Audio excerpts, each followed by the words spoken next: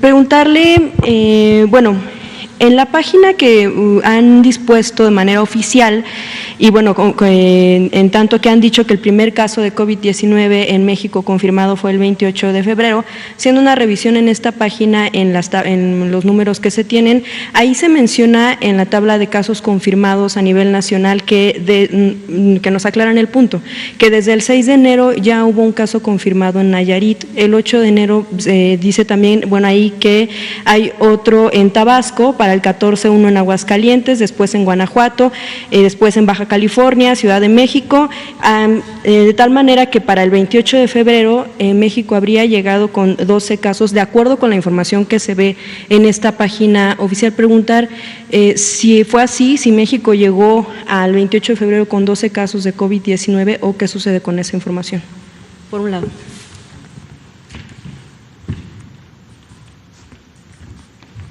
Con su permiso, presidente. Gracias por su pregunta. Su pregunta es un poco tardía. En el periódico Reforma, Natalia Vitela, su reportera, lo comentó hace 2 semanas y media, en un sábado, y ya hicimos la aclaración en su momento que en el momento de migrar las bases de datos para la integración de un solo sistema, hubo una reasignación equívoca de la fecha de diagnóstico, la fecha de confirmación por laboratorio, la que es evidentemente errónea, porque la fecha de inicio de los síntomas de todos los casos que usted relata son de abril. Entonces, no podría una persona tener una confirmación de una enfermedad que empezó en abril, en enero. Y, bueno, entonces, en ese sentido, ¿por qué en los números, precisamente también ahí iba la pregunta, si supimos esa situación, pero entonces, ¿por qué continúan los números así? Se lo menciono porque ha generado confusión también esta situación, ¿por qué no se ha corregido?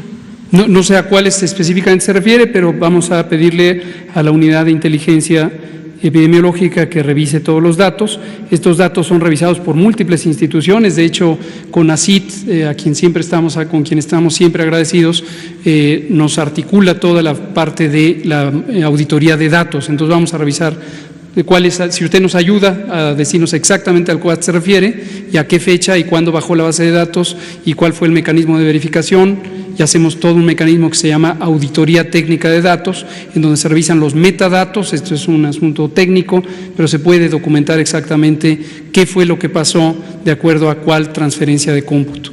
Sí, todavía ayer estaban esos números, por eso se lo comento. Y bueno, en otro sentido también preguntarle a usted, con el caso del Procurador Federal del Consumidor, Ricardo Sheffield, que sabemos dio positivo a COVID-19, ya comenzaron el estudio de casos, entre ellos, bueno, sabemos están aquí algunos de los integrantes del gabinete, del presidente, el propio presidente, si ya comenzaron con este estudio de casos.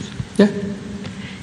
Y bien, entonces en este sentido preguntarle entre el nivel de quienes toman las decisiones, ¿en qué punto se rompería en todo caso la cadena de contactos y posibles contagios?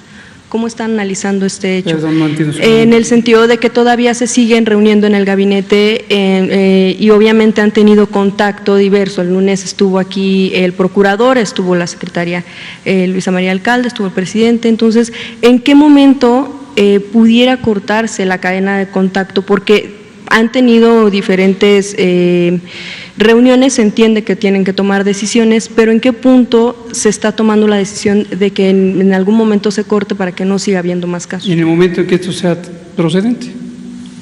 ¿En qué momento podría ser? O sea, ¿ustedes cómo no lo analizan? O sea, la verdad es que la respuesta así tan cortante no nos sirve. Se lo explico.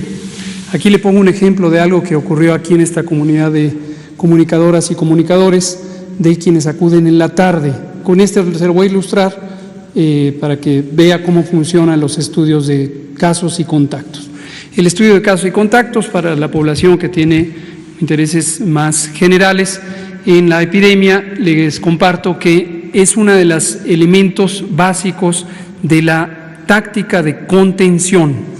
Esto, cuando estábamos en la fase 1, era la parte característica. Esta es una recomendación desde hace mucho tiempo de la Organización Mundial de la Salud, no tiene que ver específicamente con COVID, es una de las intervenciones clásicas del control y la prevención de las enfermedades infecciosas de interés epidémico.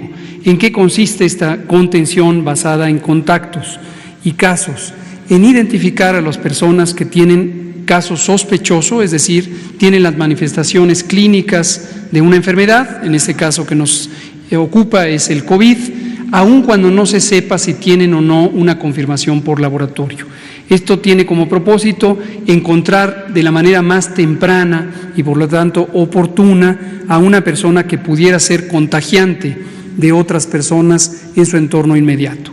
Las características clínicas de una persona con COVID básicamente tienen 3 signos o síntomas característicos de mayor relevancia, que son la fiebre, el dolor de garganta, la tos, también el dolor de cabeza y otros de los síntomas accesorios. Escurrimiento nasal, enrojecimiento de los ojos, fatiga, dolor muscular, a veces en unos casos esporádicos pudiera haber incluso diarrea, por ejemplo.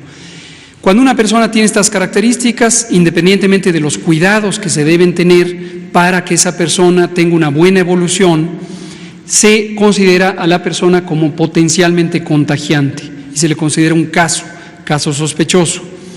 Inmediatamente esta persona se manifiesta o se presenta a una unidad de salud o se documenta que es un caso sospechoso y sin esperar al momento del resultado del laboratorio se identifican a sus contactos. Contactos son aquellas personas que durante el tiempo relevante de la probabilidad de contagio estuvieron en estrecha convivencia con el caso. Esta estrecha convivencia tiene que ver específicamente con el mecanismo de transmisión de esta enfermedad. Esta enfermedad se transmite por vía respiratoria, como hemos dicho repetidamente, y tiene que ver con las secreciones respiratorias, con los líquidos que se proyectan de nariz y boca y que provienen de la garganta y de la faringe, de la parte superior de la faringe, y que se proyectan al hablar, toser, cantar, gritar, etcétera. Y hay un fenómeno que le llamamos la distancia relevante, por de ahí viene lo de sana distancia, y es la distancia a la que debe estar una persona para que tenga una probabilidad efectiva o suficientemente alta para ser contagiante. Y finalmente la duración. No es lo mismo un contacto circunstancial que tener un contacto por varias horas con una persona que es potencialmente contagiante. En el estudio de casos y contactos se documenta cada uno de estos encuentros, estimulando la memoria de la persona potencialmente contagiante y posteriormente las personas que pueden ser identificadas como contactos también se entrevistan como contactos para verificar la información si no existe otra perspectiva de la memoria de quienes pueden ser contactos. En el caso del sujeto inicial que pudiera ser un contagiante, se le toma también muestra de laboratorio desde el inicio, pero ya he dicho, el estudio de contactos inicia antes de esperar el resultado del laboratorio. En un momento dado, cuando la persona potencialmente contagiante tiene un resultado de laboratorio, eso contribuye a identificar con mayor precisión la probabilidad de los contagios. Este fenómeno ocurre independientemente de que la persona sea un trabajador de la salud, sea un funcionario público, sea un tomador de decisiones políticas, sea un periodista, sea cualquier persona. Es decir, cada persona tiene, dadas sus características biológicas y sociales, una probabilidad dada de estar involucrada en una cadena de contagios. No hay ningún fenómeno de discriminación ni en favor ni en contra de las personas. Entonces, esto es lo que se hace exactamente aquí, es lo que se hizo en el caso de la secretaria Sandoval, es lo que se hará en el caso de cualquiera y debería hacerse. ¿Tienen el número de contactos que tuvo Ricardo Sheffield o eso no lo van a manejar? No tengo esa información, pero en general fueron muy poquitos. Ricardo Sheffield, él hizo pública su información, por eso podemos hablar de ello. Hemos aclarado repetidamente también que es importantísimo conservar el respeto a la confidencialidad de las personas. Son personas, aunque tengan un cargo, hay que respetarlas como personas. Sé que son de interés público porque están en la esfera pública, vienen aquí y a todos ustedes les interesa proteger a nuestro gobierno. Es el gobierno de este país, se lo agradezco. Pero hay que respetar su confidencialidad.